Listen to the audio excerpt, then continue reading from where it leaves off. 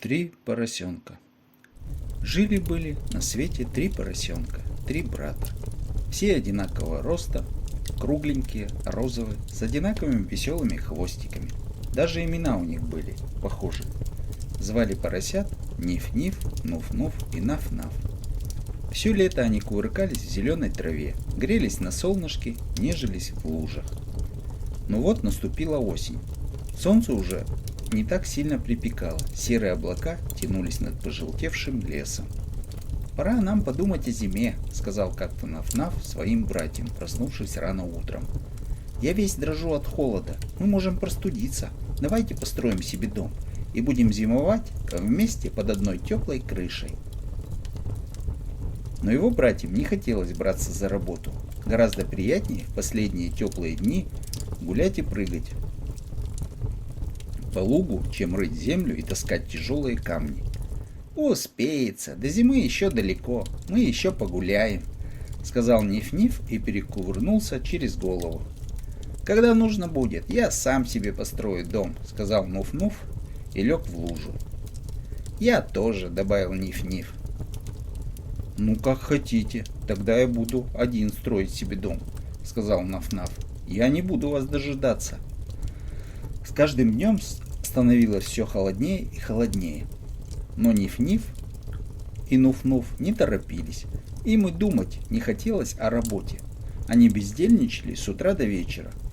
Они только и делали, что играли в свои поросячьи игры, прыгали и кувыркались. «Сегодня мы еще погуляем», — говорили они, — «а завтра с утра возьмемся за дело». Но и на следующий день они говорили то же самое. И только тогда, когда большая лужа у дороги стала по утрам покрываться тоненькой корочкой льда, ленивые братья взялись наконец за работу.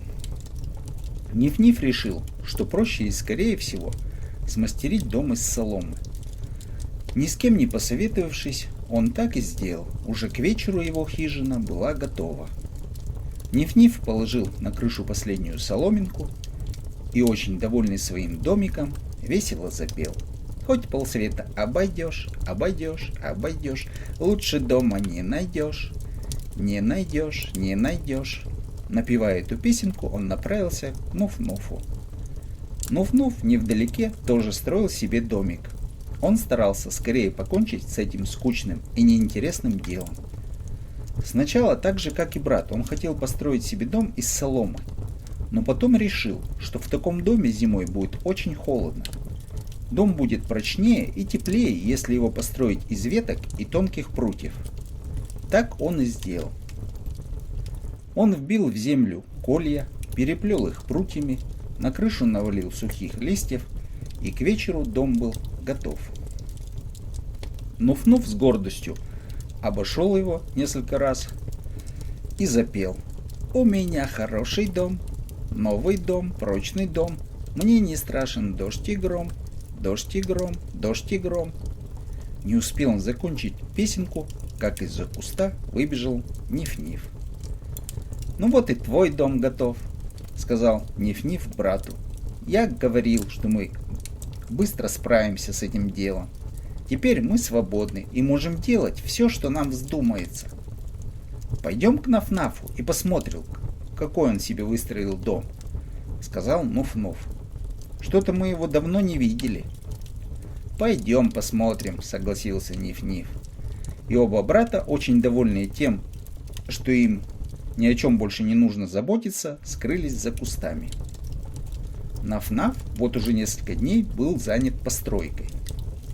Он натаскал камней, намесил глины и теперь не спеша строил себе надежный, прочный дом, в котором можно было бы укрыться от ветра, дождя и мороза. Он сделал в доме тяжелую дубовую дверь с засовом, чтобы волк из соседнего леса не мог к нему забраться. Ниф-Ниф и Нуф-Нуф застали брата за работой. «Что ты строишь?» — в один голос закричали удивленные Ниф-Ниф и Нуф-Нуф. «Что это? Дом для поросенка или крепость?» «Дом для поросенка должен быть крепостью», — спокойно ответил им Наф-Наф, продолжая работать. «Не собираешься ли ты с кем-нибудь воевать?» — весело прокрюкал Ниф-Ниф и подмигнул Нуф-Нуфу. И оба брата так развеселились, что их визг и хрюканье разнеслись далеко по лужайке. А Наф-Наф, как ни в чем не бывало, продолжал класть каменную стену своего дома, мурлыча себе под нос песенку. Я, конечно, всех умней, всех умней, всех умней. Дом я строю из камней, из камней, из камней. Никакой на свете зверь, хитрый зверь, страшный зверь, не ворвется в эту дверь, в эту дверь, в эту дверь. «Это он про какого зверя?» — спросил Ниф-Ниф у Нуф-Нуфа. «Это ты про какого зверя?» — спросил Нуф-Нуф у Наф-Нафа. «Это я про волка», — ответил Наф-Наф и уложил еще один камень. «Посмотрите, как он боится волка», — сказал Ниф-Ниф. «Он боится, что его съедят», — добавил Нуф-Нуф. И братья еще больше развеселились. «Какие здесь могут быть волки?» — сказал Ниф-Ниф. «Никаких волков нет, он просто трус», — добавил Нуф-Нуф. И оба они начали приплясывать и петь. «Нам не страшен серый волк, серый волк, серый волк. Где ты ходишь, глупый волк, страшный волк, старый волк?» Они хотели подразнить Наф-Нафа, но тот даже не обернулся. «Пойдем, Нуф-Нуф», — сказал тогда Ниф-Ниф. «Нам тут нечего делать». И два храбрых братца пошли гулять. По дороге они пели и плясали, а когда вошли в лес, так расшумелись, что разбудили волка, который спал под сосной. «Что это за шум?» Недовольно проворчал злой и голодный волк и поскакал к тому месту, откуда доносились визг и хрюканье двух маленьких глупых поросят. «Ну какие тут могут быть волки?» — говорил в это время Ниф-Ниф, который волков видел только на картинках. «Мы его схватим за нос, будет знать», — добавил Нуф-Нуф, который тоже никогда не видел живого волка. И братья опять развеселились и запели. «Нам не страшен серый волк, серый волк, серый волк. Где ты ходишь, глупый волк, старый волк, страшный волк». И вдруг они увидели настоящего живого волка. Он стоял за большим деревом. У него был такой страшный вид, такие злые глаза и такая зубастая пасть, что у Ниф-Нифа и Нуф-Нуфа по спинкам пробежал холодок, и тонкие хвостики мелко-мелко задрожали. Бедные поросята не могли даже пошевельнуться от страха. Волк приготовился к прыжку, щелкнул зубами, моргнул правым глазом, но поросята вдруг опомнились и, визжа на весь лес, бросились на утек. Никогда еще не приходилось им так быстро бегать. Сверкая пятками и поднимая тучи пыли, поросята неслись каждый к своему дому. Ниф-Ниф первый добежал до своей соломенной хижины и едва успел захлопнуть дверь перед самым носом волка. «Сейчас же отопри дверь!» — прорычал волк. «А не то ее выломаю!» «Нет!» — прохрюкал Ниф-Ниф. «Я не отопру!» За дверью было слышно дыхание страшного зверя. «Сейчас же отопри дверь!» — прорычал опять волк. «А не то я так дуну, что весь твой дом разлетится!» Тогда волк начал дуть. Фу! С крыши дома слетались соломинки, стены дома тряслись. Волк еще раз глубоко вздохнул и дунул во второй раз. Фу! Когда волк дунул в третий раз, дом разлетелся во все стороны, как будто на него налетел ураган. Волк щелкнул зубами перед самым пятачком маленького поросенка. Но Ниф-Ниф ловко увернулся и бросился бежать. Через минуту он был уже у двери Нуф-Нуфа. Едва успели братья запереться, как услышали голос волка. «А ну теперь я съем вас обоих!» Ниф-Ниф и Нуф-Нуф испуганно поглядели друг на друга. Но волк очень устал и потому решил пойти на хитрость. «Я передумал», — сказал он так громко, чтобы его услышали в домике. «Я не буду есть этих худосочных поросят. Я лучше пойду домой». «Ты слышал?» — спросил Ниф-Ниф у Нуф-Нуфа. «Он сказал, что не будет нас есть. Мы худосочные». «Это очень хорошо», — сказал Нуф-Нуф и сразу перестал дрожать. Братьям стало весело, и они запели, как ни в чем не бывало. «Нам не страшен серый волк, серый волк, серый волк. Где ты ходишь, глупый волк, старый волк, страшный волк». А волк и не думал никуда уходить, он просто отошел в сторонку и притаился. Ему было очень смешно. Он с трудом сдерживал себя, чтобы не расхохотаться, как ловко он обманул двух глупых маленьких поросят. Когда поросята совсем успокоились, волк взял овечью шкуру и осторожно подкрался к дому. У дверей он накрылся шкурой и тихо постучал. Ниф-Ниф и Нуф-Нуф очень испугались, когда услышали стук. «Кто там?» — спросили они, и у них снова затряслись хвостики. «Это я, бедная маленькая овечка!» Тонким чужим голосом пропищал волк. «Пустите меня переночевать, я отбилась от стада и очень устала». «Пустить?» — спросил брата добрый Ниф-Ниф. «Овечку можно пустить», — согласился Нуф-Нуф. «Овечка не волк». Но когда поросята приоткрыли дверь, они увидели не овечку, а все того же зубастого волка. Братья захлопнули дверь и изо всех сил налегли на нее, чтобы страшный зверь не смог к ним ворваться. Волк очень рассердился. Ему не удалось перехитрить поросят. Он сбросил с себя овечью шкуру и зарычал. «Но погодите же, от этого дома сейчас ничего не останется!» И принялся дуть. Дом немного покосился. Волк дунул второй, потом третий, потом четвертый раз. С крыши слетали листья, стены дрожали, но дом все еще стоял. И только когда волк дунул пятый раз, дом зашатался и развалился. Одна только дверь некоторое время еще стояла посреди развалин. В ужасе бросились поросята бежать. От страха у них отнимались ноги. Каждая щетинка дрожала, носы пересохли. Братья мчались к дому Наф-Нафа.